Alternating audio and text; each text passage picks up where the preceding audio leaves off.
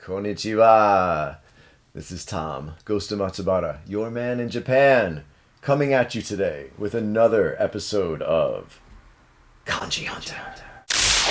I do not claim to be the best at kanji. I do not claim to have the nicest handwriting. I do this because I think it's fun, and I really enjoy the etymology of words, and as well kanji.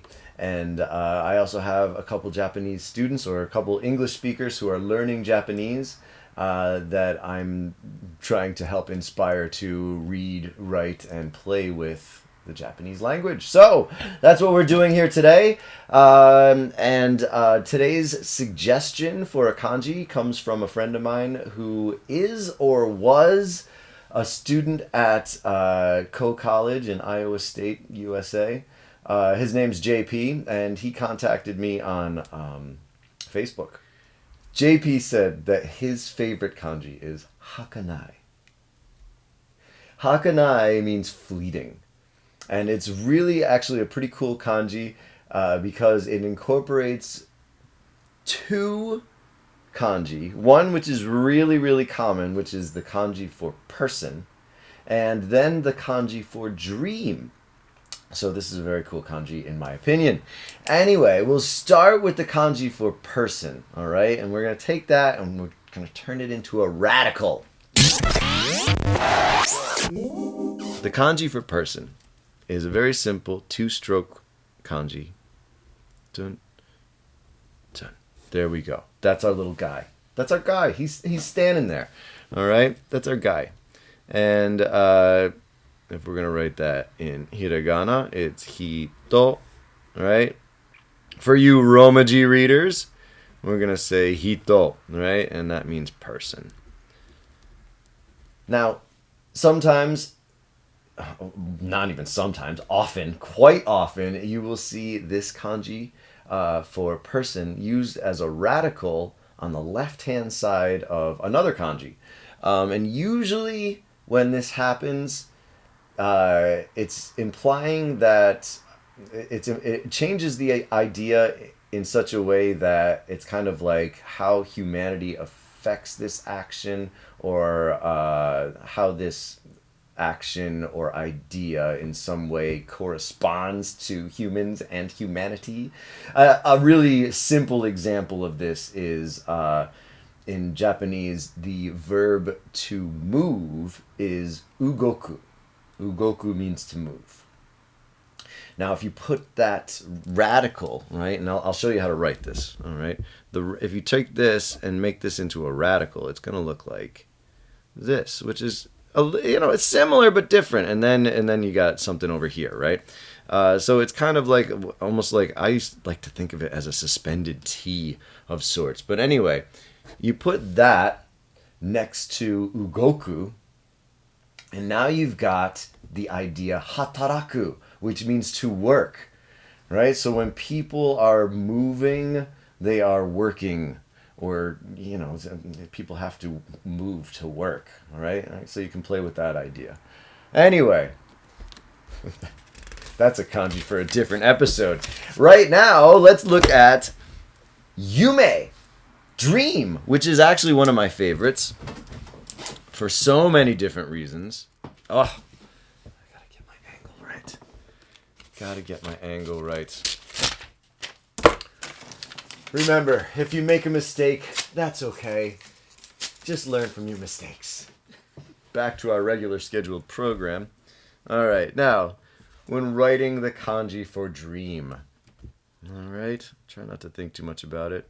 And it's okay to sing when you're writing kanji. La la la la. This is already starting to look better. Oh, see? Singing helps write kanji. I don't know why. It just does. All right, so at the top here, you've got like the radical for like plants sprouting, I guess, is kind of like the idea here. And then this next radical, I always think looks like an I, but I read earlier that it's actually the radical for a crown. So there's that. After that, this little like roof looking thing, I think it's just that, like inside, right? It's putting something inside. And then at the bottom here, we've got the kanji for evening. Yugata, or you. So anyway, this is the kanji for dream. And you write that. Oh my god, I didn't practice my katakana before, my hiragana before I got here. Yume. Oh, thank God I wrote that right. All right, Yume. All right, and this means dream for all you Romaji readers. All right, so dream. Now you think about your dreams, right? It's difficult to remember. You can get better at remembering your dreams. You just got to tell yourself you're going to do it, and you got to implant that idea that you're going to do it. Again, lucid dreaming, Charlie Morley. Check it out. It works. Anyway, but most of the time, our dreams are transitory. Well, they're always transitory. Everything's transitory. But anyway, dreams are fleeting. So anyway, how humanity affects with dreams, it's something that you can't really hold on to, right? They're there, but they're not there. All right, so we put our radical first. All right, and then we just write that same kanji again.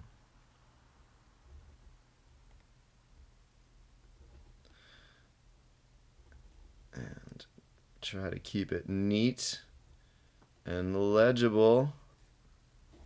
And now this on the right hand side, this is actually a hiragana character for E, right? And this makes this is because it's an adjective. And again, Japanese is unique because it takes the Chinese characters of the old Chinese characters.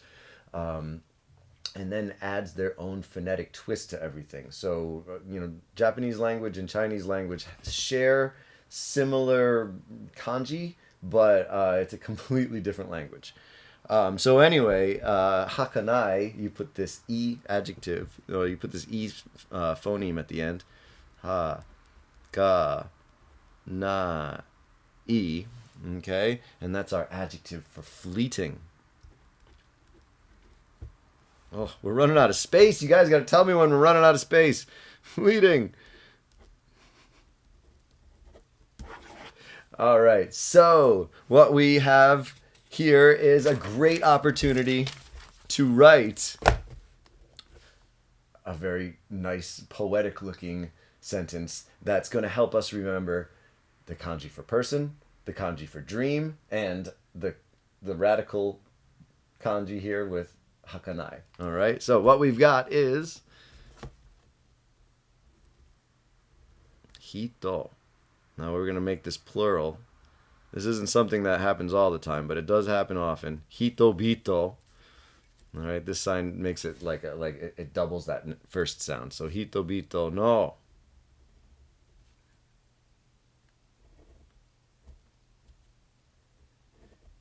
Yume.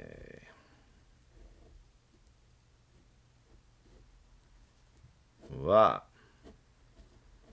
No, and again, I don't claim to have the best handwriting here. I do this because I enjoy it. Hitobito no yume wa.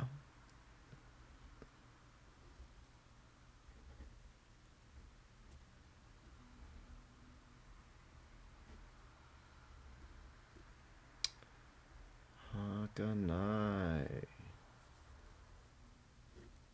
And then des. Des is like, kind of like is. And in Japanese, you put that at the end of the sentence. You got to get your Star Wars Yoda brain working to get your Japanese syntax happening. Anyway, hitobito no yume wa hakanai desu. Hitobito no yume, people's dreams, wa, speaking of which, hakanai desu. They are fleeting. Hitobito no yume wa hakanai desu.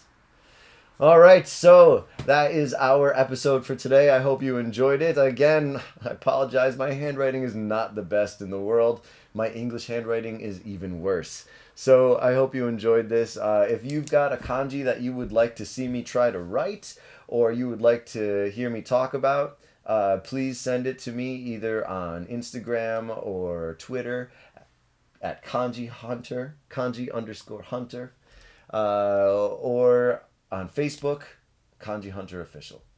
All right. Hope you enjoyed this. I'll put up another video next week. And until then, matane.